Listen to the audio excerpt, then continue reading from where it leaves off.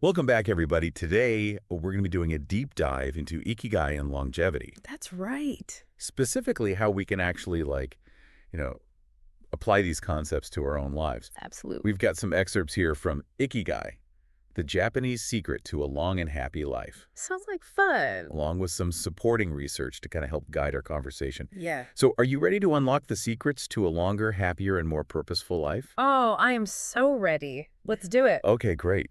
So the book starts off with this really fascinating Okinawan principle Okay. called hara hakibu, Mm. and it essentially means eating until you're 80% full. Oh, wow. And I'm curious from a scientific perspective, Okay. how does this seemingly simple practice actually contribute to longevity? Well, it's really all about reducing wear and tear on your body. Mm. Overeating forces your system to work overtime, Right. leading to increased cellular oxidation and stress on your organs. Right. And the Okinawans, who are known for their long lifespans, believe that hara hachibu helps prevent this constant strain.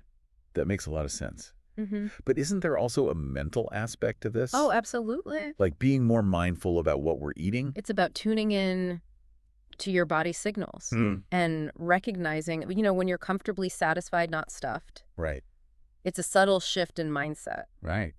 but it can have these profound effects on your health and well-being. Yeah, totally. Speaking of mindfulness, the book also emphasizes the importance of keeping our minds active. Right. There's this quote from neuroscientist Shlomo Bresnitz that really stood out to me. Okay. It says, "A routine makes the brain lazy while new challenges revitalize it." Oh, that's fascinating, isn't it? It is? Our brains, they thrive on novelty and stimulation. Right. And when we fall into routine, our neural pathways become stagnant. Right. But when we learn new things, Mhm. engage in mentally challenging activities, those pathways are strengthened Right. and new connections are formed. So how does this tie into Ikigai? Well, think about it.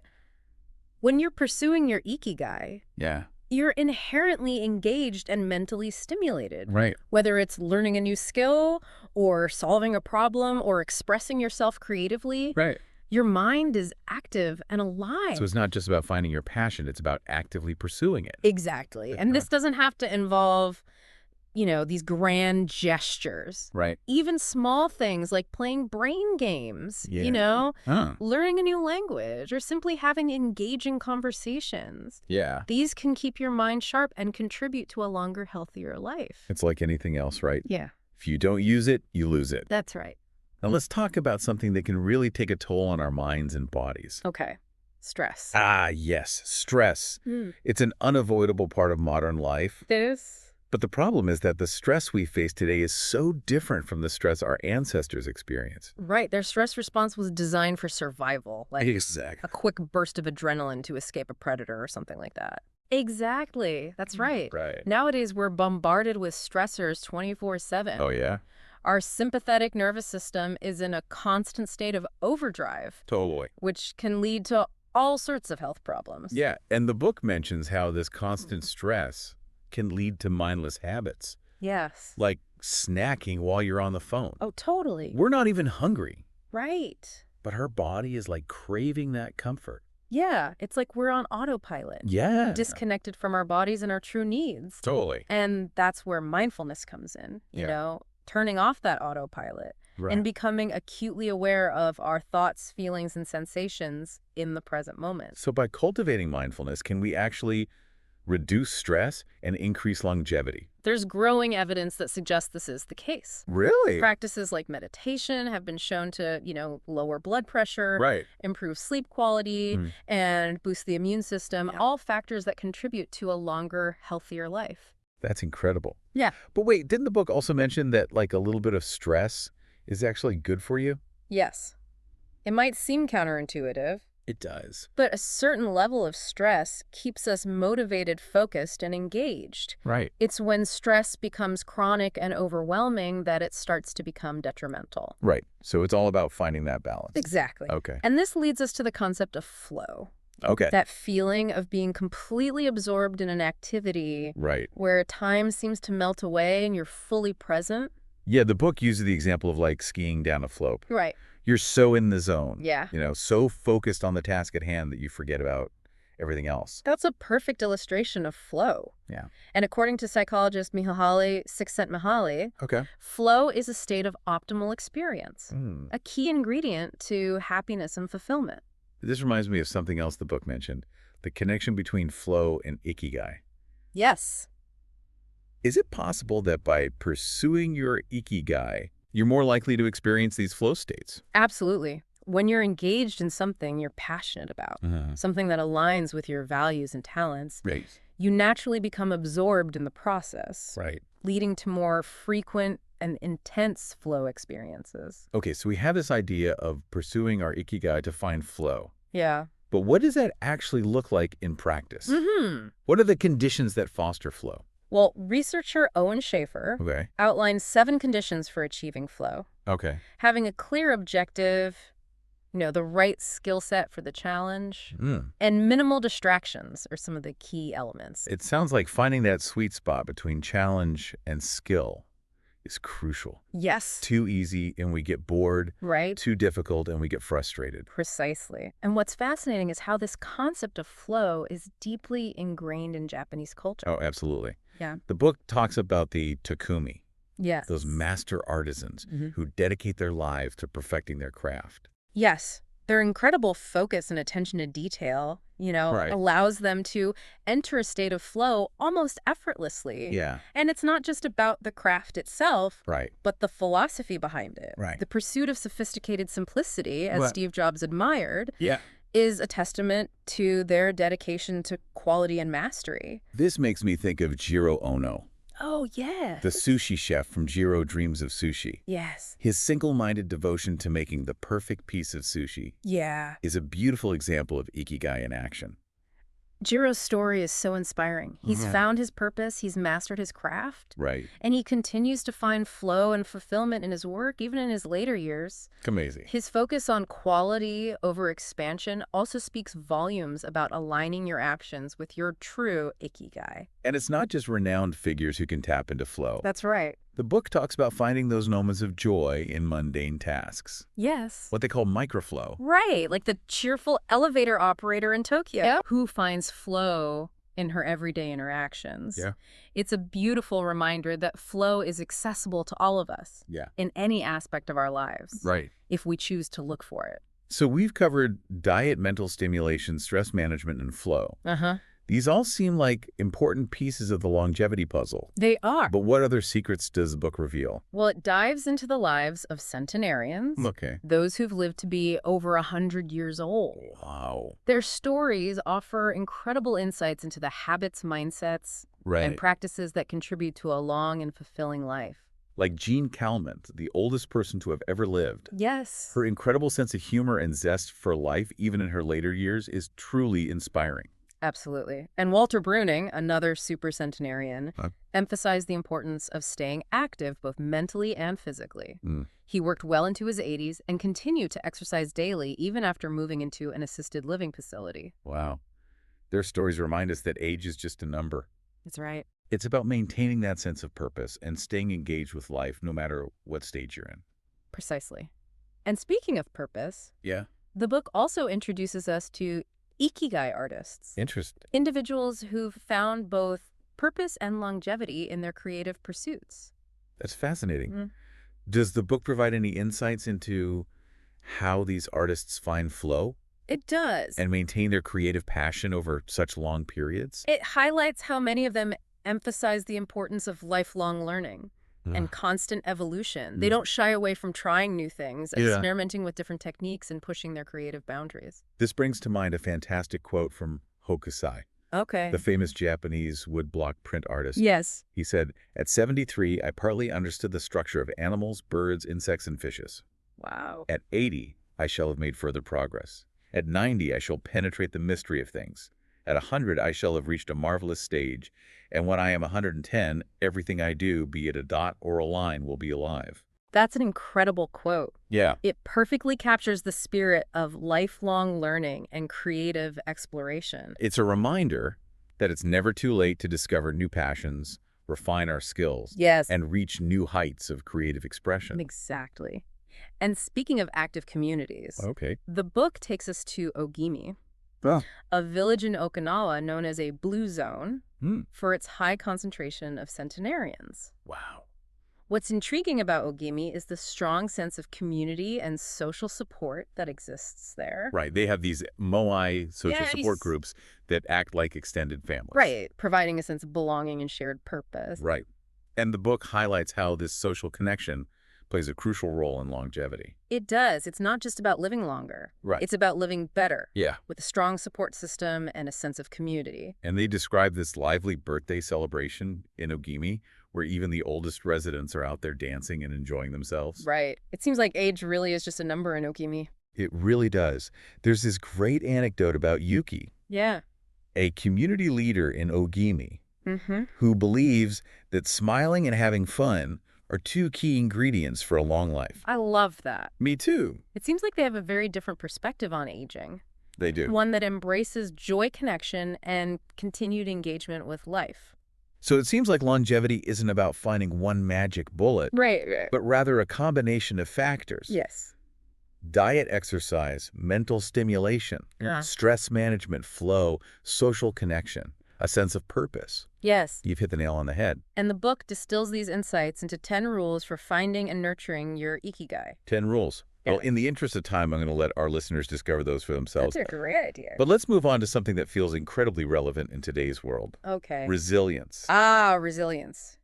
The ability to bounce back from setbacks Yeah. is absolutely crucial for pursuing Ikigai. Right. The book mentions this Japanese proverb, Nanakorobi ya oki, which means fall, 7 times rise 8. I love that. It's a powerful reminder that we're going to face challenges, Right. but it's our ability to get back up that truly matters. But it's one thing to say be resilient. Right. It's another thing to actually do it. It is. How can we cultivate that kind of resilience in our own lives? Well, the book explores this concept through the lens of both Buddhism and Stoicism. Okay. Both emphasize finding a middle path, not indulging in extremes, but also not denying ourselves completely. Right. They also encourage controlling negative emotions Oh, yeah. and practicing negative visualization. Negative visualization. That sounds a bit counterintuitive. It might sound strange, Yeah. but it's basically imagining the worst-case scenario so that if something bad does happen, you're mentally prepared to handle it. It's like that saying, hope for the best, but prepare for the worst. Exactly. Right. And it ties into the Serenity Prayer, Right. which emphasizes accepting the things we cannot change. Right. We can't control everything that happens to us, but we can control our reactions to it. That's right. Focusing on what we can control. Right. Rather than stressing over things that are out of our hands. And there's another fascinating concept that ties into resilience. Okay. Wabi-sabi. Wabi-sabi. That's the Japanese aesthetic that finds beauty in imperfection, right? Yeah, like appreciating those irregular or cracked teacups. Exactly. It's about embracing the natural flaws, the impermanence of things. Right. And finding beauty in those imperfections. I'm sensing a theme here.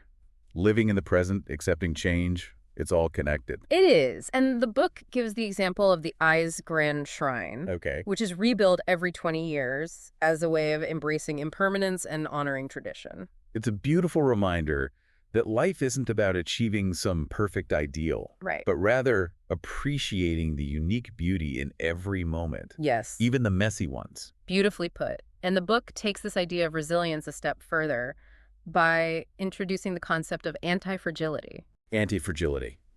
Okay, now you've got me intrigued. What is that? It's a term coined by Nassim Nicholas Taleb, Okay. and it describes things that actually game from disorder. So not just withstanding harm, but actually becoming stronger from it. Exactly. The book uses the analogy of the Hydra, whose heads multiply when cut off. Wow. And it gives the example of Japan's recovery from the devastating 2011 tsunami as a demonstration of anti-fragility. So how can we cultivate anti-fragility in our own lives? The book outlines 3 practical steps. Okay. Creating redundancies in our income, friendships, and interests. Okay. Balancing conservative bets with small calculated risks. And identifying and eliminating things that make us fragile. Redundancies like having multiple streams of income or a diverse group of friends. Exactly. It's about spreading your bets and not putting all your eggs in one basket. Right.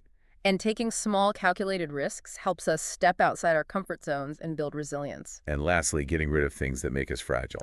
Toxic relationships, unhealthy habits, anything that undermines our well-being. Exactly. It's about creating a life that can weather the storms. Yeah. and emerge even stronger on the other side. Wow. Anti-fragility sounds like the ultimate level of resilience. It is. It's not just about bouncing back, but actually using challenges as fuel for growth. Exactly. It's a powerful concept, and I'm really curious to explore it further. Yeah. But for now, I think we've covered a lot of ground. We have. We've journeyed from Okinawa to Tokyo, That's right. from ancient wisdom to modern research, Uh-huh.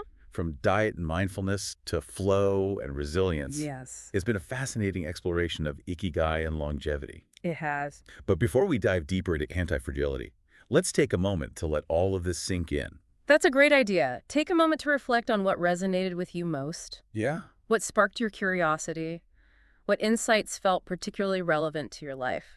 Absolutely. We'll be back in a moment to continue our deep dive. See you soon. While we let those ideas settle, it strikes me how anti-fragility isn't just a personal trait. Right. It can apply to, systems and entire societies. Now, that's an intriguing thought. Yeah. So a society that not only withstands disruption, Right. but actually gets stronger because of it. Precisely. Think of Japan's recovery after the 2011 tsunami. Right. A horrific event, no doubt. Of course. But their ability to rebuild and adapt was remarkable. Yeah, their response was definitely impressive. Do you think that points to a certain level of anti-fragility already present in their culture or systems? It's definitely possible. It's not just about being tough. It's about flexibility, ingenuity, and a willingness to learn and evolve from setbacks. Right. Valuable lessons for all of us, Yeah. whether we're talking about personal challenges, Right. work, or even global issues. This deep dive has really highlighted how powerful perspective can be. It is. Like those centenarians and Ikigai artists, Mhm. their outlook on life seems so different. It's fascinating how they don't seem burdened by the same anxieties many of us face. Right. They've found a way to embrace the ups and downs, Right. find joy in the everyday, and keep moving forward with purpose. And it's not like they haven't had challenges. Right. They've lived through wars, economic hardships, Yeah. personal Of losses, course. but they've emerged Right. stronger and more resilient. Their stories are truly inspiring. They are. They offer hope that we can cultivate that same resilience and zest for life, Right. regardless of what comes our way. And it circles back to the importance of finding your Ikigai, Yes. your reason for being. Right. Having that sense of purpose Yeah. can act as a guiding light, especially when things get tough. It's like an anchor, providing stability and direction even amidst chaos and uncertainty. Right. And remember those 10 rules the book outlines? Yes. For finding and nurturing Ikigai. Yes. They do feel like a roadmap. They do. Though I'm curious, Yeah. would you say some rules are more essential than others? Or is it more about finding what resonates with each individual? It's definitely about personal resonance. Okay. The rules touch upon staying active, connecting with nature, building strong relationships, practicing gratitude. Right. It's about weaving those principles into your life authentically. I like that. So no need to try and tackle all 10 at once. Right. Small, meaningful steps, right? Exactly. Finding your unique path to Ikigai is a journey, Right. not a race to the finish line. Okay. And speaking of journeys, the book also highlights the value of travel and experiencing new cultures. The benefits of stepping outside our comfort zones. Yeah. How does that contribute to longevity, in your opinion? Well, travel broadens perspectives, Yeah. challenges assumptions, and exposes us to different ways of living. Right. It can spark new interests, foster adaptability, Right. and even enhance creativity. And the book also encourages slowing down, appreciating the simple things, Uh-huh. and connecting with nature. Yes. Almost like a reminder to unplug from the constant hustle. Finding that balance between striving and stillness is key. Right? We need to push ourselves, Uh-huh. but also allow time to simply be. Right.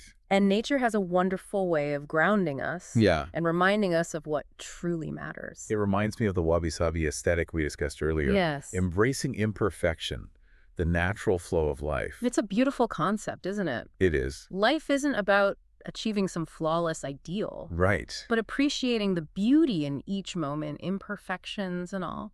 This deep dive has been so insightful and inspiring. Oh, good. I feel like I have a new toolkit for approaching life with more purpose, joy, and resilience. Remember, the journey doesn't end here. Right. Keep exploring these ideas, experimenting, and discovering what brings you joy and fulfillment. I definitely will. And for our listeners, we encourage you to do the same. Now, to dive a bit deeper into this concept of anti-fragility, what stands out to you most from the book's explanation? The analogy of the Hydra really struck me. Okay. The idea that something can not only withstand damage, but actually multiply its strength because of it. Right. That's a powerful image. It is powerful, and it challenges the conventional idea of resilience as simply bouncing back. Right. Anti-fragility suggests that we can actually become stronger, more resourceful because of the challenges we face. And the book gave the example of Japan's recovery from the 2011 tsunami. Yes. As a demonstration of this. Exactly. Their ability to rebuild, to innovate, to adapt in the face of such devastation speaks volumes about their anti-fragility. Right. It's not just about rebuilding what was lost, but about creating something even stronger and more resilient in its place. That's a great point. So how do we take this abstract concept and apply it to our own lives? Right. The book mentioned 3 steps, right? Yes, it starts with creating redundancies. Yeah, redundancies. Could you give some examples of what that might look like? Yeah. In a practical sense? Certainly. Imagine having multiple sources of income. Okay. Instead of relying solely on one job. Right. Or cultivating a diverse network of friends and support systems, rather than putting all your emotional eggs in one basket. Okay. Or pursuing a variety of hobbies and interests, so that if one fades, you have others to turn to. So it's about spreading your bets, so to speak. Yes. And not becoming overly reliant on any one thing. Precisely. And it's not just about preparing for the worst case scenario. Right. It's about having options, flexibility, and adaptability in the face of change. That makes a lot of sense. What was the second step? Balancing conservative bets with small, calculated risks. This sounds like that sweet spot we talked about earlier. Finding the right level of challenge to foster growth. Exactly. It's about pushing ourselves outside our comfort zones. Right. Experimenting and learning from our mistakes. But doing so in a way that's calculated and manageable. So not reckless risk-taking. Right. But rather a thoughtful approach to expanding our capabilities and experiences. Exactly. It's about embracing a growth mindset. Right. Where we see challenges as opportunities for learning and development. Okay, that makes sense. And the third step? Identifying and eliminating things that make us fragile. So this is where we look at the things that are actually holding us back. Yeah. The things that make us vulnerable to setbacks. Precisely. This could involve toxic relationships, Right. unhealthy habits, negative thought patterns, or anything that drains our energy and undermines our well-being. It sounds like a process of decluttering not just our physical spaces, but also our mental and emotional spaces. That's a great way to put it. It's about creating a life that supports our growth and resilience, rather than holding us back. So to recap, cultivating anti-fragility involves creating redundancies. Yes. Taking calculated risks, and eliminating sources of fragility. Oh, that's right. It's a proactive approach to life, rather than simply reacting to what comes our way. Exactly. It's about taking ownership of our well-being and creating a life that thrives on challenge and change. This concept of anti-fragility really resonated with me. I'm glad to hear it. I'm curious, what are your thoughts on how this idea might play out on a larger scale, in terms of systems or societal structures? That's an insightful question. Think about education, for example. Instead of a rigid one-size-fits-all approach, what if we embraced a more personalized, adaptable model? One that encourages curiosity, experimentation, and the development of critical thinking skills? So preparing students not just for specific jobs, but for a world that's constantly changing and evolving. Exactly. And this applies to other systems as well. Healthcare, government, even our personal relationships. How can we build in more flexibility, adaptability, and resilience? It seems like fostering anti-fragility is crucial for navigating the complexities and uncertainties of the 21st century. I completely agree. And it starts with individuals, with each of us taking responsibility for our own growth, resilience, and well-being. This deep dive has been incredibly thought-provoking. Good. It's expanded my understanding of Ikigai longevity and the power of anti-fragility. Right. But before we wrap things up, okay, I'd love to get your final thoughts on all of this. Sure. What's the one takeaway you'd like our listeners to walk away with? Well, there's one key takeaway, from our exploration of Ikigai and longevity. It's that it's not about striving for some, grand elusive goal. Right. It's about those small, everyday choices that add up to a life of purpose and well-being. You're so right. It's about savoring a cup of tea, Yes. connecting with loved ones, losing yourself in a good book, or, pursuing a passion project. Right. Those seemingly simple things Yeah. can have a profound impact. It's about cultivating those, micro moments of joy and fulfillment that make life worth living. Right. And remember, those moments can be found anywhere. Yes. Even in the midst of challenging tasks. That reminds me of the elevator operator we talked about. Yes. Finding flow in her everyday interactions. Exactly. It really highlights that we have the power to choose how we approach every situation. Right. To find that spark of purpose and joy, even in the mundane. Precisely. Yeah. And when we align those everyday choices with our Ikigai, Yes. our reason for being, it creates a sense of direction and resilience that can carry us through life's inevitable ups and downs. I agree. This whole concept of anti-fragility has been particularly eye-opening for me. It has for me, too. It's not just about bouncing back from adversity, Right. but actually using those challenges to become stronger and more resourceful. I'm glad it resonated with you. It's a powerful framework. It is, for navigating the complexities and uncertainties of our modern world. So what steps can our listeners take to cultivate anti-fragility in their own lives? Where do they even begin? Start by asking yourself, Right. what are the things in my life that make me feel vulnerable or fragile? It could be a toxic relationship, Right. an unhealthy habit, a negative thought pattern, anything that drains your energy and undermines your well-being. It's like doing an inventory of our lives, Yes. identifying the areas where we might be overexposed to risk or instability. Exactly. Once you've identified those areas, start brainstorming ways to create redundancies to spread your bets, so to speak. Can you diversify your income streams? Cultivate a wider network of friends and support systems? Right. Explore new hobbies and interests. So it's about creating a safety net so that if one area of our life takes a hit, Yes. we have other areas to fall back on. Precisely. And while we're building that safety net, let's not forget about taking those calculated risks. Right. Those small steps outside our comfort zones that help us grow and adapt. I love how this all ties back to the importance of lifelong learning and embracing new experiences. Absolutely. The more we learn, the more we grow, the more adaptable and resilient we become. Right. And remember, those experiences don't have to be grand or dramatic. Right. Sometimes the most profound growth comes from those small, everyday moments of challenge and discovery. This deep dive has been such a gift. Oh, I'm so glad to hear that. It's given me a renewed sense of purpose and a whole new toolkit for navigating life's journey with more intention, joy, and resilience. I'm so glad to hear that.